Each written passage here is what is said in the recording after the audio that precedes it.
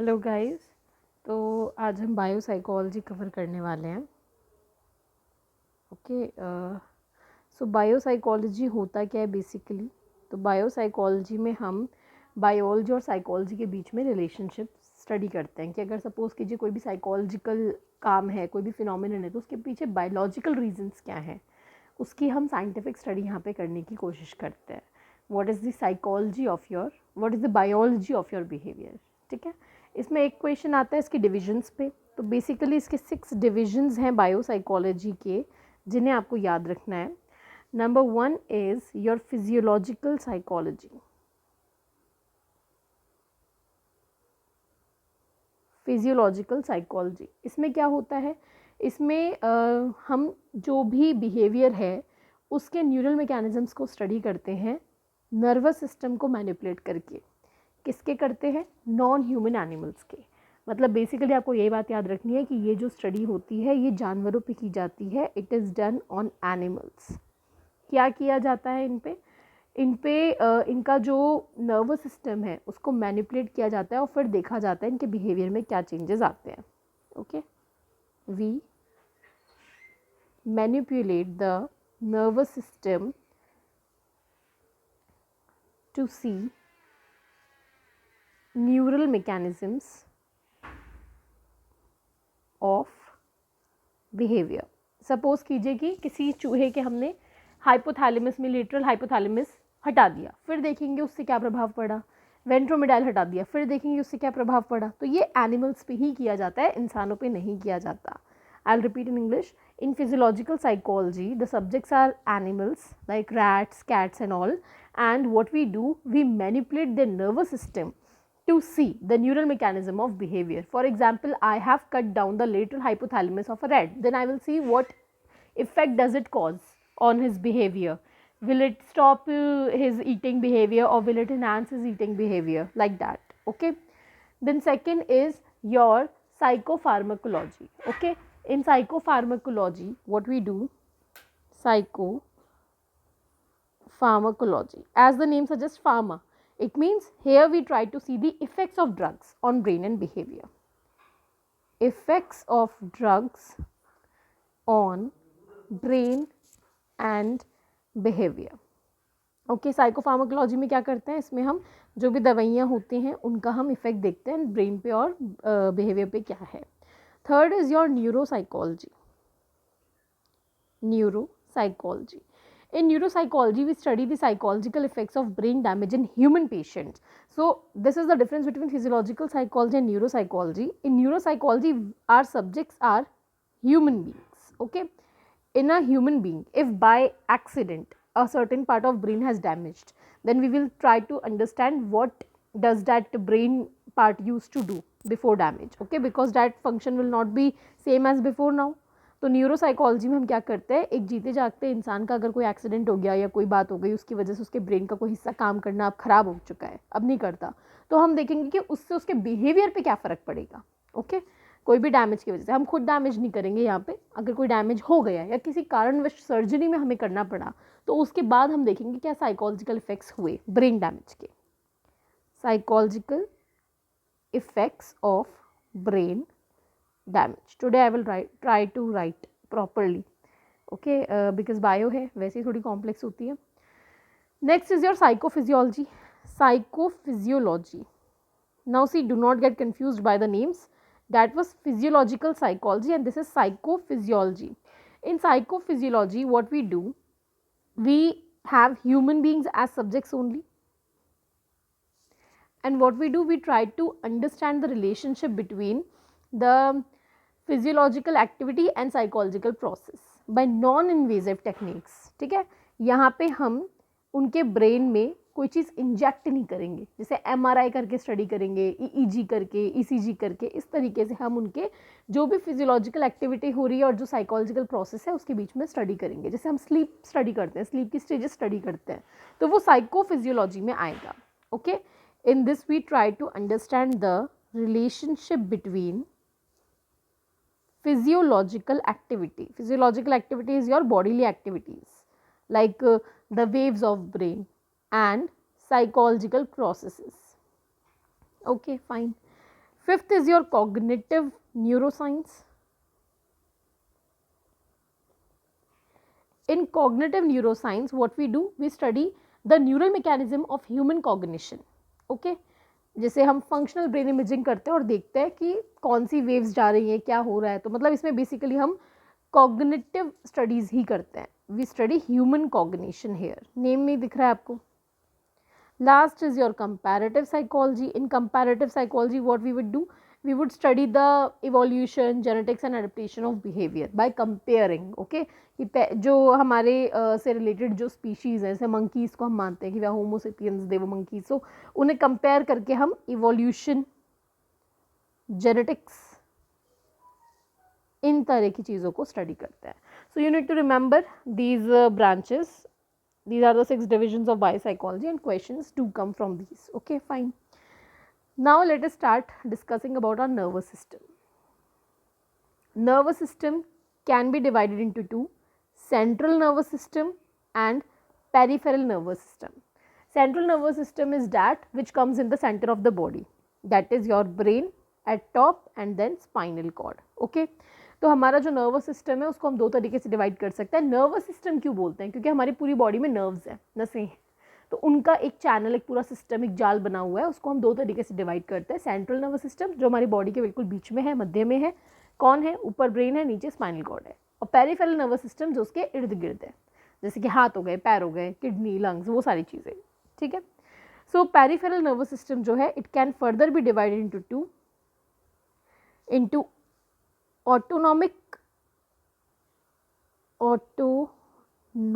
nervous system and somatic nervous system. Autonomic means automatic, it functions automatically, it is not under our control. However, somatic we can say that it does work about sensory and motor things. Okay, so autonomic is completely automatic, like you cannot control your glands, you cannot control your internal organs, your blood vessels. ठीक है, तो जो भी आपकी चीज़ें internal है, digestion and all, these are governed by autonomic nervous system. These can again be divided into two: sympathetic and parasympathetic. Fine. Sympathetic nervous system जो होता है, इट वर्क्स ऑन फाइट और फ्लाइट सिचुएशन, और we can ideally say emergency situations. When you face an emergency situation, at that time your sympathetic nervous system activates. Whatever changes do come, we'll discuss them later. Okay, so sympathetic nervous system के समय में क्या होता है, ये कब activate होगा? जब कोई इमरजेंसी आ गई, एकदम से आपके पीछे कुत्ता बढ़ गया, आपको भागना पड़ रहा है, तो उस वक्त सिंपैथेटिक नर्वस सिस्टम एक्टिवेट होगा, पसीने आएंगे, हार्ट बीट बढ़ जाएगी, वो सारी जो चेंजेस आते हैं वो आपके सिंपैथेटिक में आते हैं. Okay, fine. देन आपका पैरासिम्पैथेटिक, जब इमरजेंसी ओवर हो गई उसके बाद ये हमारी एनर्जी को कंजर्व करेगा, कंजर्व्स एनर्जी. जब आपकी इमरजेंसी ओवर हो गई, आप सेफली घर पहुंच गए, कुछ समय बाद नॉर्मल हो जाते हैं, तो वो पैरासिम्पैथेटिक एक्टिवेट हो गया. अब वो वापस से आपकी एनर्जी को रिस्टोर कर रहा है. जो फंक्शंस पहले सिंपैथेटिक की वजह से ओवर स्टिमुलेट हुए थे उन्हें नॉर्मल करेगा, जो अंडर हुए थे उन्हें ये नॉर्मल कर देगा. Okay, fine. ना सोमैटिक नर्वस सिस्टम ये क्या करता है? ये आपके सेंस ऑर्गन से जो भी इंफॉर्मेशन मिलती है उन्हें आपके ब्रेन तक पहुँचाता है through your sensory system. Sensory system को हम एफरेंट भी बोलते हैं, ए. ओके, और जो भी इंफॉर्मेशन सेंस ऑर्गन से मिली उसको ब्रेन तक पहुंचाया, और जो ब्रेन कमांड देगा, ब्रेन ने बोला कि भाई डॉग आ रहा है भागो, तो लेग तक, मसल्स तक देगा आपके इंफॉर्मेशन. कौन देगा? Motor system. इसे हम ईफरेंट बोलते हैं. Okay, A and E, this is a difference. तो आपको क्या याद रखना है कि सेंस ऑर्गन से जो भी इंफॉर्मेशन होती है वो सेंसरी सिस्टम के थ्रू या एफरेंट के थ्रू जाती है हमारे सेंट्रल नर्वस सिस्टम में, ब्रेन में, स्पाइनल कॉर्ड में, और यहाँ से जो भी कमांड है वो हमारा ईफरेंट या फिर मोटर सिस्टम लेकर के जाता है कहाँ तक? हमारे पेरिफेरल नर्वस सिस्टम तक, हाथों के लिए, पैरों के लिए कि भाई भागो, हाथ से काम करो, जो भी चीज़ है. So it works like this. I hope you got an idea of what your nervous system looks like. Okay, so when we talk about central nervous system, see central nervous system is very important for us to function. brain, spinal cord दोनों बहुत important है, तो इनका protection भी important है. अब इनको protect कैसे करेंगे? CNS को प्रोटेक्ट करना है. CNS में कौन कौन है? ब्रेन है और आपका स्पाइनल कॉर्ड है. तो ब्रेन जो होता है, if you touch your head you can feel some bones, उससे हम कहते हैं स्कल, खोपड़ी जो होती है। तो जो स्कल होता है उसके अंदर ब्रेन होता है, बट डायरेक्टली नहीं होता, it floats in a fluid, that fluid is known as cerebrospinal fluid. Okay, so you have a skull, bone, then you have fluid, and in that fluid your brain, it is floating, it is like that. Okay, floating means swimming nahi kar raha, but it is protected, it is encased in the skull only. So this is cerebrospinal fluid, and between the skull and your brain there comes 3 meninges. 3 meninges are there, you can take them as 3 layers. Okay, the outermost layer is your dura mater, the outermost layer. Let me change the color. This is the outermost layer, this is the dura mater. Okay, after that comes arachnoid membrane. Okay, I think I will have to draw the diagram again, wait, because the fluid is not everywhere present. So see, this is your skull, then comes your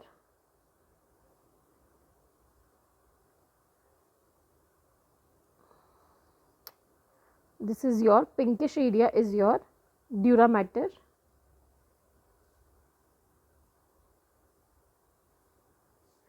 After dura mater we have arachnoid space.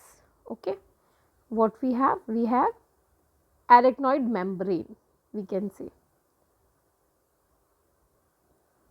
This is your arachnoid membrane. Now beneath the arachnoid membrane there is a space which is called subarachnoid space, and in this there are so many blood vessels and cerebrospinal fluid. After that comes your pia mater. Okay, so I will leave blank space for that, and now this is your pia mater.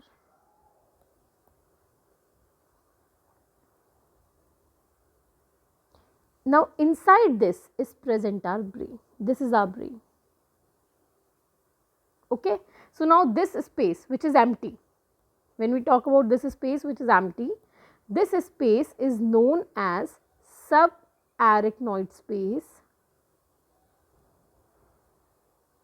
It is composed of blood vessels and cerebrospinal fluid. तो मतलब कि जब हम बात करते हैं brain की, सबसे बाहर हमारा बोनी स्ट्रक्चर है, स्कल है, खोपड़ी है, उसके अंदर आती है membrane, dura mater, dura mater के अंदर आता है सब एरेक्नॉइड मेम्ब्रेन, उसके अंदर खाली हिस्सा होता है, खाली स्पेस होता है जिसे सब एरेक्नॉइड स्पेस कहते हैं, उसके अंदर ब्लड वेसल्स है और उसी में सेरिब्रोस्पाइनल फ्लूइड है, जिसके बाद आता है पाया मैटर और फिर आता है आपका ब्रेन। तो इतना प्रोटेक्टेड हमने ब्रेन को रखा है ताकि सपोज कीजिए कहीं चोट लगी या कोई एकदम से शॉक मिला तो स्कल जो है वो प्रोटेक्ट करेगा ही, लेकिन जो वाइब्रेशंस होती है, जो धमक लगती है एकदम से, वो जो होती है वो अंदर तक जाएगी, तो उसको ये सेरिब्रोस्पाइनल फ्लूइड जो है वो एब्जॉर्ब कर लेगा, ब्रेन तक डैमेज को पहुंचने नहीं देगा, इसीलिए ब्रेन को इतना प्रोटेक्शन दिया गया है। When we talk about spinal cord, so our spinal cord is covered by our what do we call it,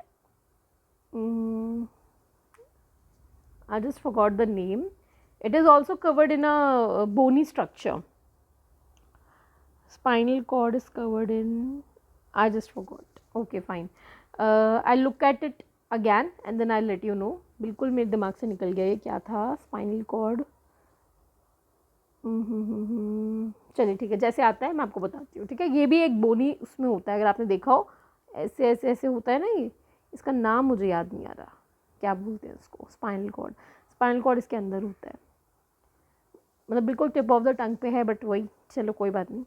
okay fine, now we talk about our cells of the nervous system. Okay fine, so देखिए, when we talk about cells of nervous system we call these cells neurons, they are generally called neurons, but neurons are not the only cells of nervous system, we also have some supporting cells. Okay, if we see the books which are old, we will find that they say that there are 10% neurons and 90% supporting cells. Even NTA used to give this answer correct. These questions used to come where they used to ask you how many percent of neurons and how many percent of supporting cells are there. So 10% are neuron and 90% are supporting cell as per the old books and as per NTA's previous papers. ठीक है, लेकिन अभी क्या हुआ, अभी जो नई book आई है लेटेस्ट पिनल अगर आप देखते हो तो वहाँ पे बोला दिस इज अ मिथ, ऐसा कुछ नहीं है. ऑब्वियस बात है, जब आप देखो कि आपका जो काम करने वाला मेन स्ट्रक्चर है वो न्यूरॉन है, वो 10% है, लेकिन उसको सपोर्ट जो कर रहा है वो 90% है. Means the main person is less, the main workforce is less in number, but those who are their servants, those who are helping them, they are more in number. तो पुरानी बुक्स में ये था. अब अभी अगर क्वेश्चन आता है तो let us see as per the options की क्या है. अगर आपको ऑप्शन में 1090, 2080 इस टाइप में दिखे तब तो 1090 ही करके आना पुराने के अकॉर्डिंग. लेकिन अगर वहाँ पे 50-50 का ऑप्शन दिखे या लिखा है कि there is no such as concept या ऐसा कोई फिक्स नंबर नहीं है, तो आप वो फिक्स नंबर नहीं है करके आना, because we can challenge it from the new editions. We have got the new editions, हम वहाँ से उसको चैलेंज कर सकते हैं. Okay fine. तो इसके अलावा अब आपको क्या ध्यान रखना है, न्यूरॉन्स जो होते हैं और सपोर्टिंग जो सेल्स होते हैं इनकी फंक्शनिंग आपको पढ़नी है. This is important. न्यूरॉन कितने तरह के होते हैं, तो based on their structure, based on their function we can divide neurons. Based on the function first of all divide. If we talk about function, so one is your sensory neuron. What does it do, as we can see sensory, it receives information from sense organ and takes it to your CNS. Then there is your motor neuron. What does it do? It takes the command from CNS and takes it to your motor parts of the body. Then there is a linkage between these two, that is your interneuron. It links these two. Okay. When there is one sensory organ, not sensory organ, sorry, sensory neuron, then there is your commanding body, the CNS, and there is your motor neuron. This creates a interneuron. We can call it a reflex arc. What you need to remember, interneuron is basically the interlinking channel between your sensory and motor. Okay, these are majorly present in your spinal cord. Mostly आपके spinal cord में present होते हैं. Based on the structure, if we talk about, तो यहाँ पे किस किस तरह के हैं, one is your unipolar, okay, one is your multipolar, then is your bipolar. And if we talk about interneuron, तो इंटरन्यूरॉन के बारे में आपको ये बात याद रखनी है कि इंटरन्यूरॉन का एक्सॉन या तो होता ही नहीं है या बहुत शॉर्ट होता है. ओके, तो बेसिकली इसमें होता क्या है, इसमें मेजरली आपके इंटरन्यूरॉन में जो है ये डेंड्राइट वाला पोर्शन वही होता है. सबसे पहले we will talk about multipolar, which is the most common type which we can see in our body. Multipolar, this is the nucleus, these are the dendrites, this is axon, these are terminal buttons, these axons are covered by myelin sheaths. Okay, so these are dendrites. Let me just label these structures. इन्हें हम कहते हैं dendrites. ये क्या करते हैं, ये information को रिसीव करते हैं. ये क्या है, ये आपका न्यूक्लियस है.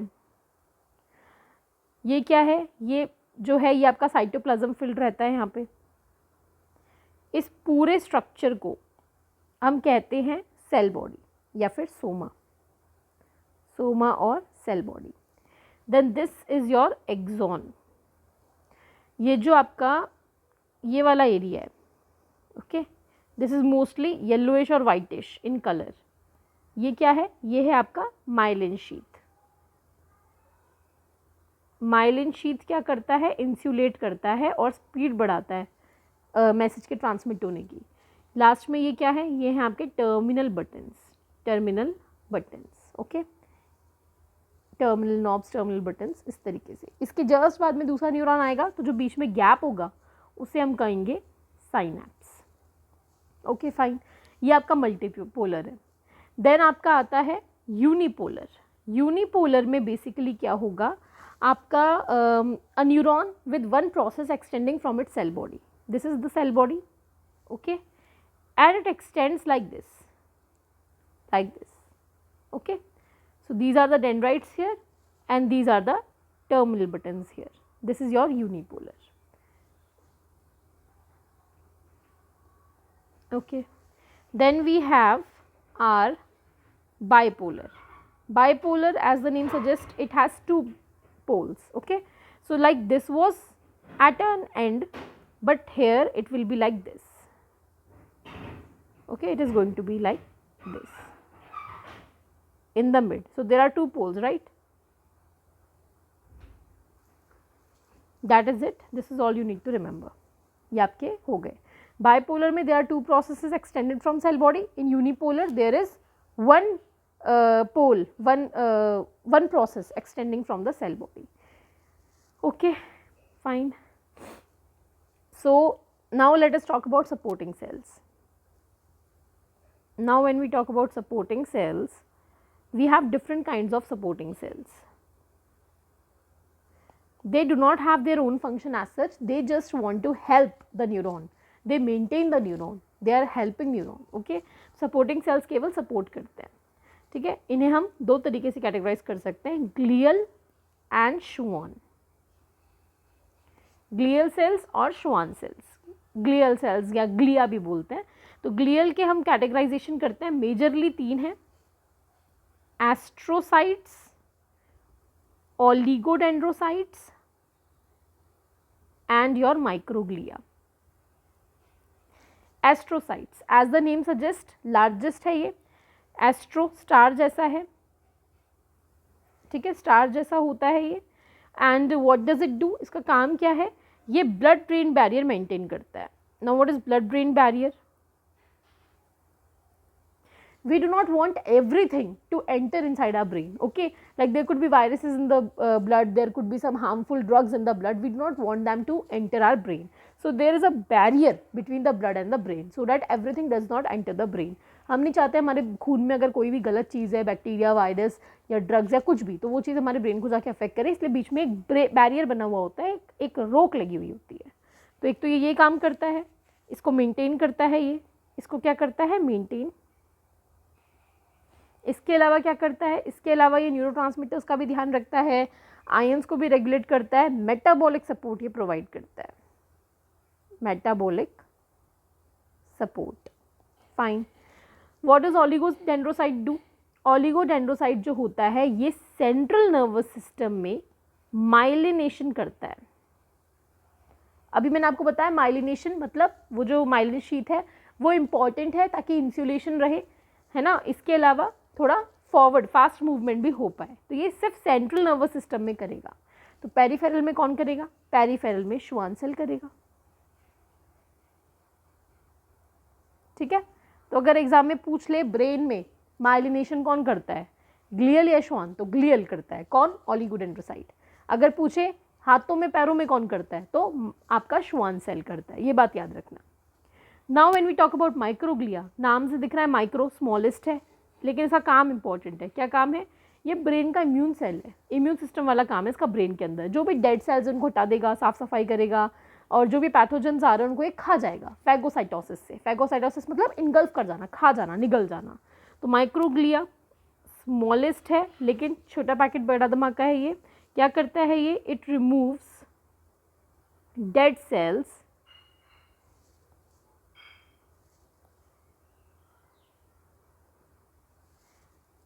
and pathogens by phagocytosis. Okay fine. PNS का मैंने आपको बता दिया, पीएनएस में श्वान सेल्स जो है ये माइलिन शीट प्रोड्यूस करते हैं. इसके अलावा श्वान सेल का एक और काम है, इट डज रीजनरेशन,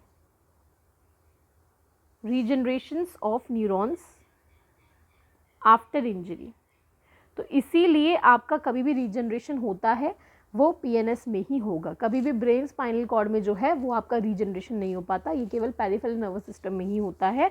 क्यों होता है? क्योंकि वहाँ पे ही श्वान सेल्स हैं और यही रीजनरेशन कर सकते हैं. This is all you need to remember, that is it. Okay, now let us talk about the charge in our body, the cells. When our cell is resting, okay, when there is no message being conducted, that is known as resting potential. At that time our body maintains a charge of -70 MV, millivolt. Okay, how हमारे जो cell होते हैं, जो ions होते हैं, उनमें मतलब cell में जो आयन्स है अंदर बाहर दोनों तरफ वो प्रेजेंट होते हैं, but they are not present in equal amount. होते सारे हैं अंदर बाहर, बट कोई अंदर ज़्यादा कोई बाहर ज़्यादा, इस तरीके से ये होते हैं। Okay, so let me just make it clear for you. Suppose कीजिए दिस इज एन सेल, ये आपका एक न्यूरॉन है। ओके, अब इस न्यूरॉन के बाहर भी although there are so many types of ions, but we are concerned only about sodium and potassium. Sodium will be present outside as well, sodium will be present inside as well. Okay, sodium is represented by Na. When we talk about potassium, so potassium will be present outside as well, but it will be present inside as well. As you can see from the figure I have drawn, कि outside who are more in number? Sodium. Inside who are more in number? Potassium. This is the situation when the cell is resting. जब cell rest कर रहा है उस वक्त sodium बाहर ज़्यादा होते हैं और पोटेशियम जो होते हैं वो अंदर ज़्यादा होते हैं, but still we can see there is a negative charge. Why negative? Because यहाँ पे कुछ नेगेटिव एनायंस भी प्रेजेंट होते हैं। अंदर कौन है? नेगेटिव एनायंस, ए नेगेटिव। और भी रीजंस है पॉजिटिव नेगेटिव होने के, इतना डिटेल में अभी मैं आपको नहीं बता रही, this is a crash course, तो मैं चीज़ों को शॉर्ट रखूँगी। बाहर कैटायंस भी प्रेजेंट होते हैं, ठीक है, अंदर भी होते हैं। आपको मेन ये याद रखना है, यहाँ पे प्रीडोमिनेट करता है सोडियम, अंदर करता है पोटेशियम। जिस वक्त ये रेस्ट कर रहा है, जब वो मैसेज कैरी करेगा उस वक्त क्या होगा? उस वक्त अभी फ़िलहाल क्या है? फ़िलहाल 0 0 नहीं है, तो यानी कि यहाँ पे क्या चल रहा है? यहाँ पे चल रहा है disequilibrium. There is no balance, right? There is a -70 charge inside, so outside is more positive than inside, so this is a disequilibrium, but the body does not want disequilibrium, it tries to maintain balance. तो balance को maintain करने के लिए there are some forces working. What kind of forces? Electrochemical forces. ये forces क्या करते हैं? ये कोशिश करते हैं to reject disequilibrium and to maintain balance. उसके लिए क्या करेंगे? Sodium. Okay, now see electro and chemical, these are two different thing. Electric आपने पढ़ा है, चार्जेस के बारे में आपने पढ़ा है। So when we talk about charges, opposites attract each other. Okay, so opposite attract each other, तो अंदर की तरफ कौन है? कैटायंस अंदर भी है, बाहर भी है। बाहर नहीं, बाहर आपके कैटायन है, अंदर आपके एनायन है ज़्यादा। तो अंदर सिंस नेगेटिव है, बाहर आपका सोडियम पॉजिटिव है, तो opposite will attract and sodium will be pushed inside. Okay, opposite attract. Similarly potassium, वो भी अंदर जाएगा क्योंकि वो भी पॉजिटिव है। अंदर आपका नेगेटिव, ए नेगेटिव है, तो वो इन दोनों को पुल करेगा अंदर। But when we talk about chemical forces, so what does chemical forces means? If you have read about osmosis in your previous classes, osmosis says कि जिसकी concentration ज़्यादा होती है वो वहाँ से छोड़ के कम concentration वाले region में जाता है balance बनाने के लिए। Okay? So when we talk about chemical forces, तो यहाँ पे chemically देखा जाए तो सोडियम बाहर ज़्यादा है, तो वो osmosis के थ्रू अंदर जाएगा। पोटेशियम अंदर ज़्यादा है, वो बाहर चला जाएगा। This is what ideally happens, but this happens continuously. तो इसीलिए on an average net forces में चीज़ें हट जाती हैं और -70 ही मेंटेन होगा। अभी के लिए केवल इतना याद रखें। ऑल्सो जब भी ये आपका सोडियम पोटेशियम पंप वर्क करेगा, जब भी कोई चीज़ अंदर जाएगी बाहर आएगी, तो अगर 2 सोडियम आयन अंदर गए हैं तो बदले में 2 पोटेशियम अंदर गए हैं तो बदले में 3 सोडियम आपके बाहर आ जाएंगे। ये बात भी आपको याद रखनी है। एक आपको ये याद रखना है, एक आपको ये याद रखना है। Okay fine, this is what you need to remember. Okay, apart from that what you need to remember, apart from this let me just check, this is how your forces are maintained. Okay fine, ions का ये resting का है आपका। Okay, इसके अलावा what when we talk about action potential, that I have already taught you. Okay, all और none phenomena पे करता है, डीपोलराइजेशन, रीपोलराइजेशन, ये वाली चीज़ें मैं आपको ऑलरेडी करवा चुकी हूँ। एक चीज़ जो मैं आपको बताना चाहूँगी, पोस्ट साइनेप्टिक पोटेंशियल क्या होता है। ये आपका न्यूरॉन नंबर 1 है, ये आपका न्यूरॉन नंबर 2 है। ओके, इसके बीच में क्या है? साइनैप्स है। साइनैप्स से पहले वाले न्यूरॉन को हम कहते हैं प्री साइनेप्टिक न्यूरॉन, बाद वाले को कहते हैं पोस्ट साइनेप्टिक न्यूरॉन। तो जब आप डीपोलराइजेशन वाला वीडियो देख लोगे उसके बाद आपको समझ में आएगा कि अगर डीपोलराइजेशन हुआ है इसका मतलब मैसेज कैरी हुआ है, तो इसको हम कहेंगे एक्साइटेटरी पोस्ट साइनेप्टिक पोटेंशियल। लेकिन अगर आपका डीपोलराइजेशन नहीं हो पाया या फिर डीपोलराइजेशन हुआ लेकिन वो जो आपका न्यूरोट्रांसमीटर था यहाँ पे तो एक्साइटेटरी था, अगर वो इनहिबिटरी सेक्रेट करता है, ऐसा देता है कि भाई चीज़ों को रोको, तो ऐसे में हम इसे कहेंगे inhibitory post synaptic potential. EPSP and IPSP, EPSP में मैसेज आगे तक कैरी होगा, यहाँ पे मैसेज आपका रोका जाएगा। So initially this is a 30-minute video. We'll stop here right now and next we will cover neuroanatomical techniques. Okay, चलिए।